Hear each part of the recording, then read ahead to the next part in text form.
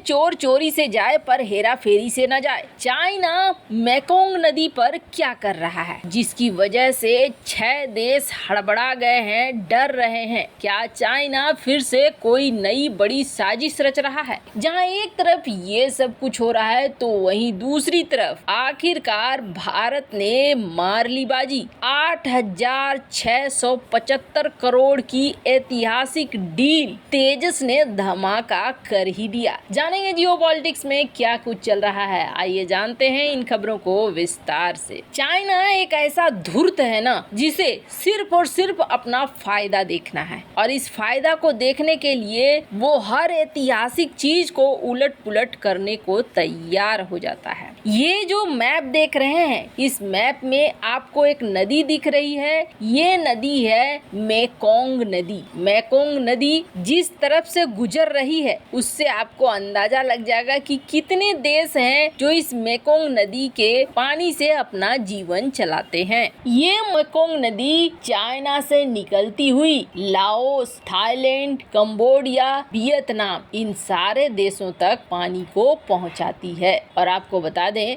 Mekong नदी के आसपास के जो ये देश हैं इसी के ऊपर बहुत ज्यादा निर्भर है। करीब 20 साल से मेकोंग नदी सब कुछ ठीक ठाक करती आई थी, लोगों को पानी भी मिल रहा था, जीवन भी ठीक ठाक चल रहा था। लेकिन अब इस नदी पर एक नया मुसीबत आ गया है और सबसे पहले इस मुसीबत की भनक और छनक दोनों थाईलैंड को लग रही है। चीन, Vietnam, Thailand, Laos, Cambodia, Myanmar से होकर बहने वाली मेकोंग नदी सबसे पहले तो थाईलैंड के लोगों के लिए मुसीबत बन गई है। ये नदी कब किस तरह से अपना रूप बदलेगी इस बात का अंदाजा किसी को नहीं है। थाईलैंड के एक्सपर्ट ने चीन के ऊपर आरोप लगाने शुरू कर दिए हैं और कहना शुरू कर दिया है कि देखो, चाइना ने ना अचानक से कई सारे हाइड्रो पावर प्रोजेक्ट शुरू कर दिए हैं और इसी वजह से एकदम से अस्थिर हो गया है सब कुछ। आप देख सकते हैं ये एक मैप है। इस मैप में जो आपको रेड रेड दिख रहे हैं, ये रेड है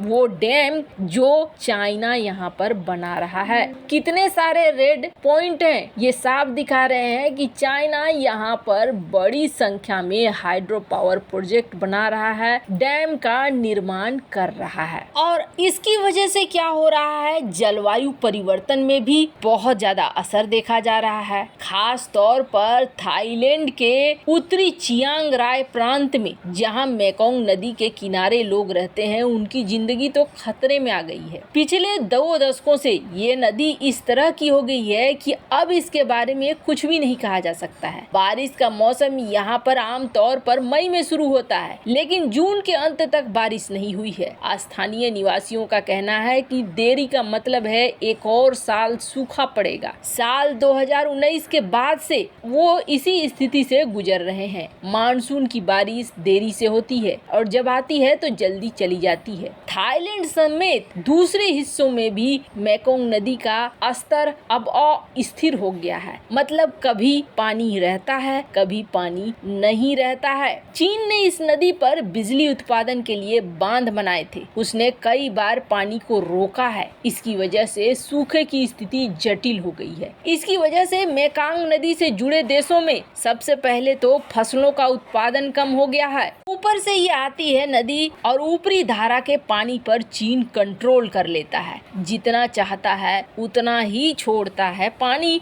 और उसी हिसाब से अपना फायदा उठाता है। लेकिन चीन के ये सारे काम से विनाशकारी तरीके पैदा हो रहे हैं। पर्यावरण को भी नुकसान हो रहा है, पंछियों और मछली के जीवन चक्र को भी खतरा हो रहा है। यानी धीरे धीरे मेकोंग नदी मर रही है। 6 देशों से होकर निकलने वाली नदी तिब्बती पठार पर अपने स्रोत मेकोंग डेल्टा तक करीब 5000 किलोमीटर की दूरी तय करती है। इस नदी के आसपास जो लोग रहते हैं वो चावल की खेती और मछली पालन कर कर अपना पालन पोषण कर रहे थे। लेकिन अब इसे कहा जा रहा है कि चीन ऊपर में करीब 11 बांध बना रहा है और नीचे तक में कई देश मिलजुल कर बना रहे हैं बांध, तो मुख्य धारा रुक रही है और रुकने की वजह से यहाँ समस्या पैदा हो रही है। वैसे चाइना की मनमानी तभी रुकेगी जब चाइना पर कड़े एक्शन लिए जाएंगे, वरना चाइना की मनमानी रोकना बहुत मुश्किल है। मेकोंग नदी पर बांध बनाकर एशिया के खिलाफ एक साजिश रच रहा है। 6 देशों के खिलाफ एक बड़ी मुसीबत। ये वो देश हैं जिसके साथ चाइना की दुश्मनी भी चलती है। माने कि